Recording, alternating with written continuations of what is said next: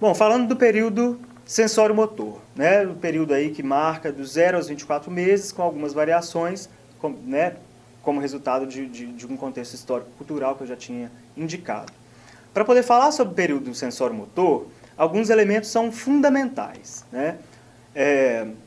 O primeiro deles ressalta que a criança, quando ela, no momento do seu nascimento, nos primeiros momentos de vida, nas primeiras semanas, nos primeiros meses, ela ainda não tem claro, né, para ela uma noção de eu. Né? Ela não tem a percepção, por exemplo, de que ela é um sujeito no mundo, que ela possui um corpo e que esse mundo que ela está inserida tem objetos e pessoas com as quais ela vai se relacionar. Né? Para a criança não existem fronteiras, né? Não existe dentro e fora.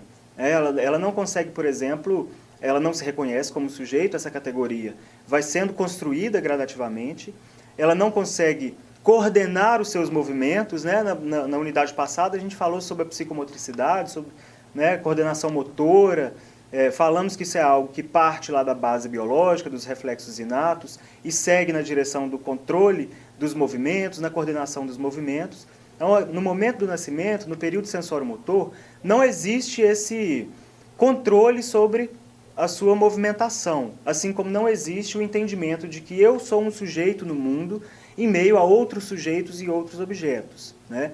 Na relação da criança com a mãe, por exemplo, não existem fronteiras, a criança não tem um entendimento, ela não percebe que ela é um indivíduo e a mãe é outro indivíduo, ou o cuidador é outro indivíduo. Né? Essas fronteiras elas são muito difusas. E aí esse processo, o Piaget vai falar, né, que a experiência infantil é uma experiência indivisa, né, que ressalta esse entendimento, né, indivisa de que não é dividido.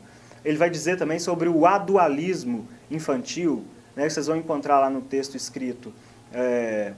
O adualismo infantil representa esse processo, né, representa algo que não é, uma experiência que não é dual, que não existe uma cisão, não existe uma divisão entre sujeito e objeto, ou entre o sujeito e o outro sujeito.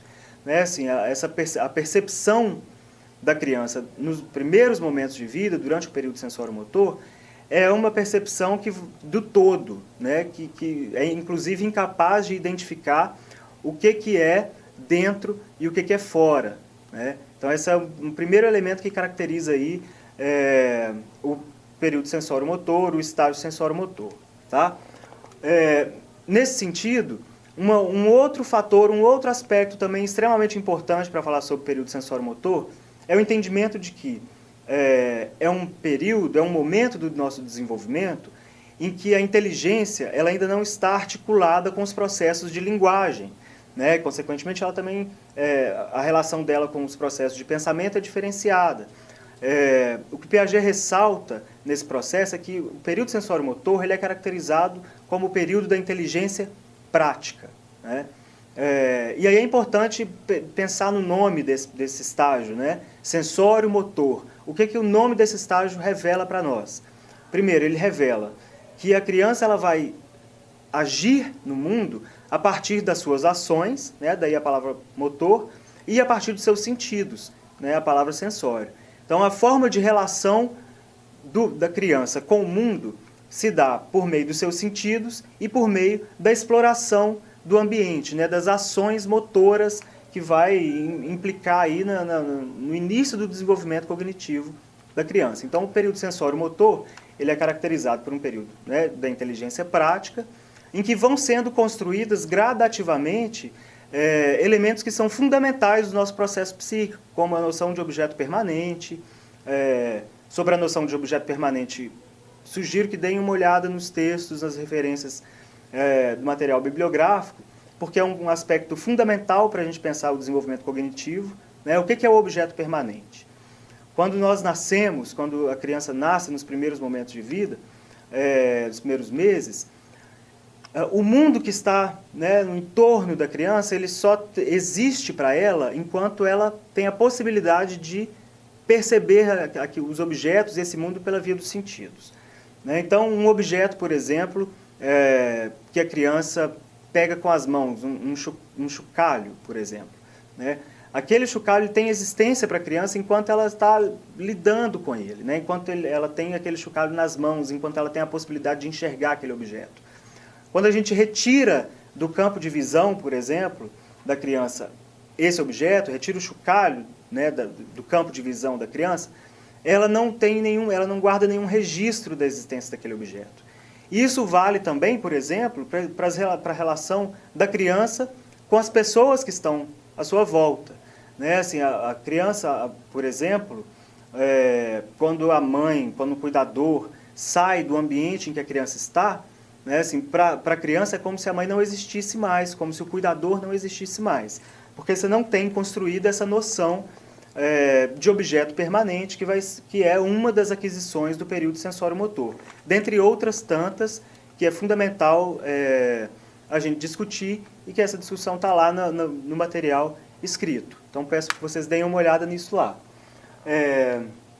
Passando aí o período sensório-motor, né, a gente tem a entrada da criança num outro universo, né, em um outro estágio, que é chamado o estágio pré-operatório, que tradicionalmente é demarcado ali no período de 2 aos 7 anos, que vai marcar a entrada da criança no mundo da linguagem, né? Dizer que a criança está entrando no mundo da linguagem aos 2 anos, né, assim, é algo que precisa de um esclarecimento um pouco maior, né? Nós já estamos imersos no mundo da linguagem desde os primeiros momentos de vida, né?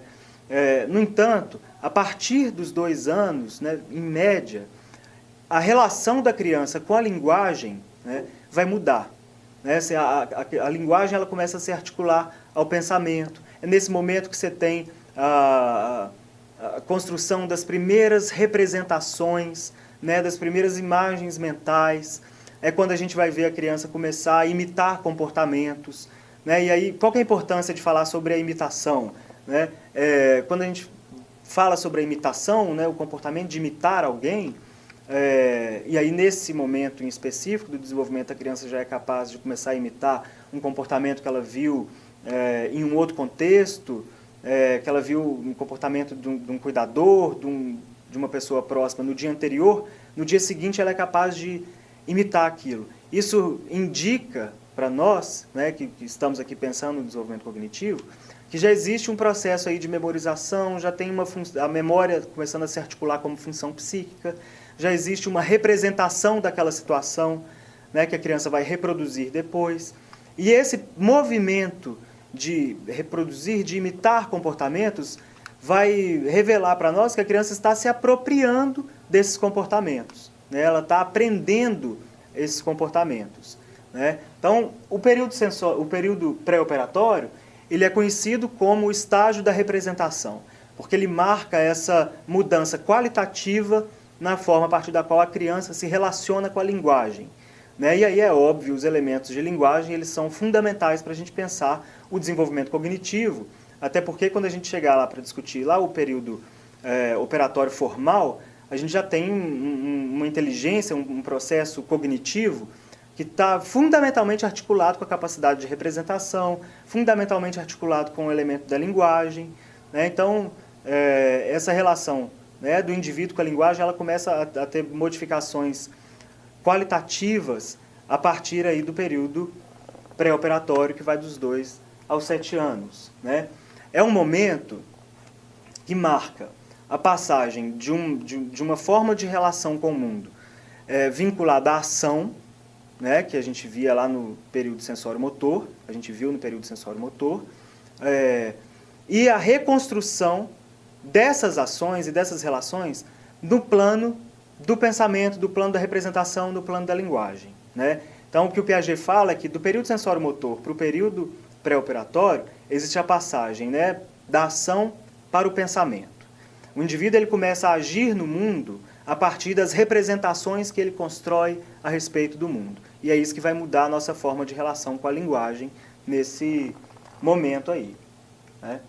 Importante considerar o seguinte, essa passagem de uma lógica da ação para a lógica do pensamento não é uma passagem que acontece de um dia para o outro. Né? Quando a gente fala lá que o período sensório-motor ele vai dos 0 aos 24 meses e o período pré-operatório ele vai dos 24 meses até os 7 anos, isso não quer dizer que na passagem, ali no aniversário de 2 anos da criança, ela vai mudar a sua forma de relação com o mundo.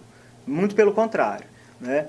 Essa passagem da lógica da ação para a lógica do pensamento é algo que acontece gradativamente, né? Com pequenas modificações no processo cognitivo, que vai resultando aí nessa passagem de um estágio para o outro, que vai depender, obviamente, do contexto histórico que a criança está inserida, que vai depender de como esses elementos da aprendizagem vão estar organizados para essa criança, né? Esse mundo vai estar organizado para essa criança, para ela fazer essa passagem de uma lógica para outra, né? Bom, passado aí esse movimento do período pré-operatório, nós chegamos num período operatório, e aqui de forma mais específica no operatório concreto, dos 7 aos 11 anos em média, né? O que é que vai caracterizar o estágio operatório concreto, né? É nesse momento que você vai ter a possibilidade, né, de perceber o desenvolvimento de um pensamento lógico. Coincidência ou não, né? Muito provavelmente não, você tem a entrada, né, assim, os conteúdos curriculares, por exemplo, relacionados à matemática, relacionados à alfabetização, né, que a gente vê ali no primeiro ano do ensino fundamental, que agora, né, no Brasil começam aos 6 anos, mas durante muito tempo isso começou aos 7 anos, né, a primeira série aos 7 anos, agora você tem isso um pouco antes.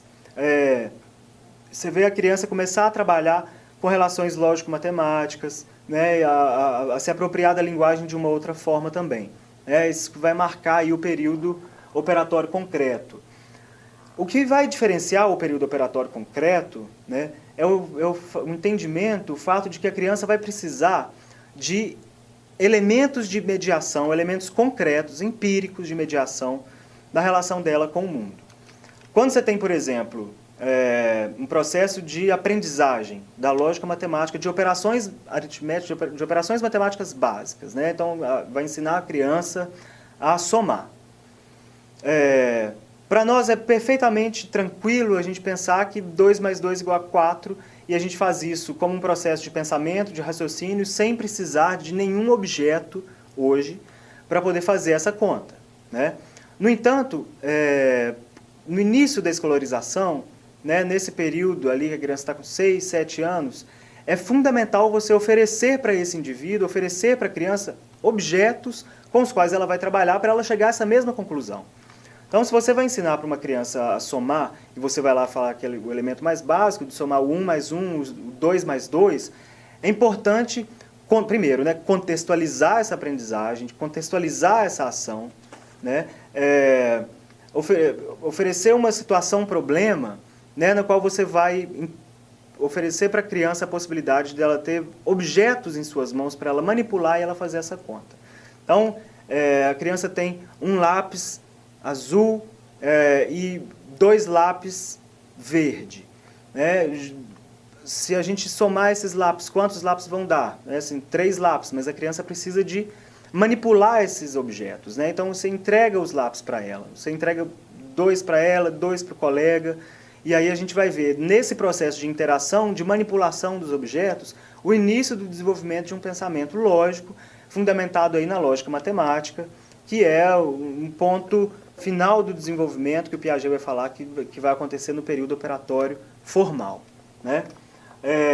O período operatório formal, tradicionalmente, ele é demarcado ali, tendo início a partir dos 12 anos, podendo variar, obviamente, e ele vai se diferenciar do período operatório concreto justamente pelo entendimento de que, nesse momento, a criança, né, o indivíduo, ela já é capaz de se apropriar da realidade, de ter raciocínios complexos, lógicos, abstratos, sem a necessidade de objetos de mediação, né? Então, que eu falei no início da exemplificação sobre o período operatório, né? Nós somos capazes de realizar operações matemáticas, né, de somar, de diminuir, de multiplicar, enfim, de dividir, sem a necessidade de manipular objetos para isso. A gente consegue fazer isso como uma ação internalizada e também reversível, né? que é um conceito que o Piaget vai trabalhar lá, no texto, nas referências bibliográficas que estão indicadas no texto para vocês.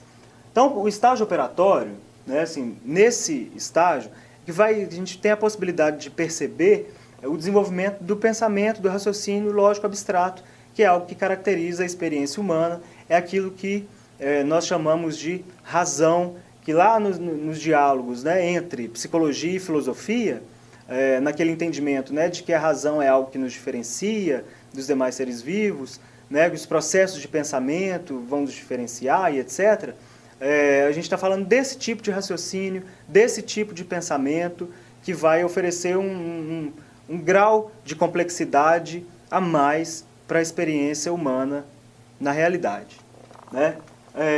Bom, sobre as questões relacionadas, né, aos processos de aprendizagem, as relações aí entre aprendizagem e desenvolvimento, que eu queria deixar registrado nessa aula, são essas questões, né, assim, a teoria do Jean Piaget como uma teoria do desenvolvimento, que oferece uma forma de compreender relações de aprendizagem, né, ressaltando que a todo instante nós estamos aprendendo em contextos informais, né, nos contextos cotidianos que a gente frequenta, nos espaços cotidianos da nossa vida, nós estamos aprendendo, e também estamos aprendendo em contextos formalizados, institucionais, como é o caso da instituição escolar, né? Eu espero que vocês tenham gostado dessa videoaula. Fica o convite, né, para fazer uma retomada aí da leitura do texto. Eu acho que amplia um pouco mais as questões, né, que devem ser discutidas, e aí a gente vai ter a possibilidade de ter uma apropriação desse conteúdo ainda maior. Tá bom? Muito obrigado e até a próxima videoaula.